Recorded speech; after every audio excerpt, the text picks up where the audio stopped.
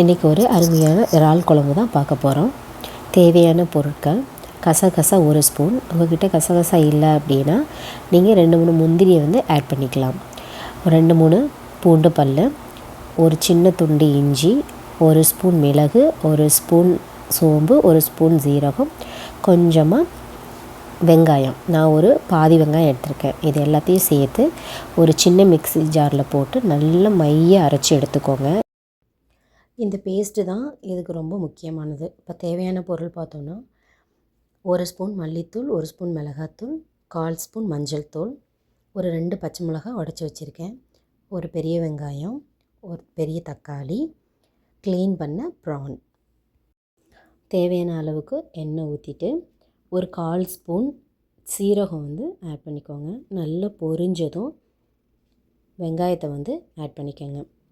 நல்லா ஃப்ரை பண்ணணும். நீங்கள் அந்த கருக விடாமல் நல்லா ஃப்ரை பண்ணி எடுக்கணும் அந்த வெங்காயத்தை.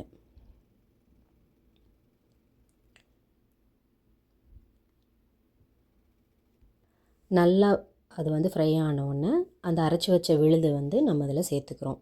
நல்ல ஸ்மெல்லு வர வரைக்கும் நம்ம அதை நல்லா வதக்கணும். மூடி வச்சு வதக்கிக்கோங்க. ஒரு 5 மினிட்ஸ் இருந்தால் கூட போதும். நல்லா அந்த ஸ்மெல் வந்துடும்.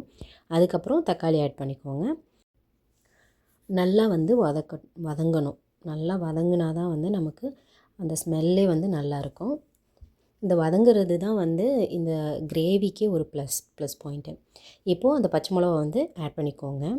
ஆட் பண்ணிவிட்டு கொஞ்சம் நல்லா மூடி வச்சிங்கன்னா ஓரளவுக்கு தண்ணி விட்டு வரும். நீங்கள் எக்காரணத்தை கொண்டு இந்த கிரேவியில் அதிகமாக தண்ணி சேர்க்கவே கூடாது.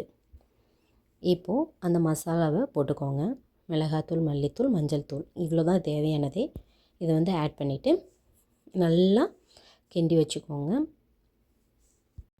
நல்லா அந்த பச்சை ஸ்மெல்லாம் போனதுக்கப்புறம் ப்ரானை ஆட் பண்ணிக்கோங்க. நல்லா ஆட் பண்ணிக்கோங்க. ஆட் பண்ணிவிட்டு கொஞ்சம் கூட தண்ணி ஊற்றாதீங்க. வேணால் கொஞ்சம் லைட்டாக வேணால் ஊற்றிக்கோங்க. ஏன்னா ப்ரான் நம்ம மூடி வச்சு வேக வைக்கும்போது அது நிறைய தண்ணி விடும். இப்போ பார்த்திங்கன்னா அதில் தண்ணியே இல்லை. நம்ம கொதிக்க வச்சதுக்கப்புறம் மூடி போட்டு கொதிக்க வச்சதுக்கப்புறம் இப்படி இருக்குது தண்ணியாக. ஒரு 10 மினிட்ஸ் கரெக்டாக இதோட வேகிற டைமே 10 மினிட்ஸ் தான். ஸோ நல்லா அந்த எண்ணெயெல்லாம் பிரிஞ்சு வந்துருச்சு பாருங்கள். இவ்வளோ தான் ப்ரான் கிரேவி ரெடி ஆயிடுச்சு. நீங்கள் கொத்தமல்லி தழை தூவி கொஞ்ச நேரம் மூடி வச்சுட்டு ஆஃப் பண்ணி எடுத்து சர்வ் பண்ணுங்கள்.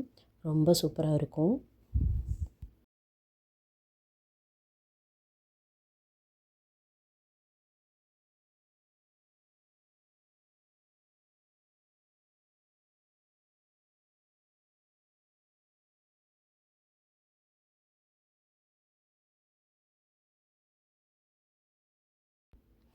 நான் ஃப்ரேமை தாண்டி போயிடுச்சு பாத்திரம்லாம். கொஞ்சம் அட்ஜஸ்ட் பண்ணிக்கோங்க. நீங்களும் வீட்டில் ட்ரை பண்ணி பாருங்கள். ரொம்ப அருமையான ப்ரான் கிரேவி. தேங்க்ஸ் ஃபார் வாட்சிங்.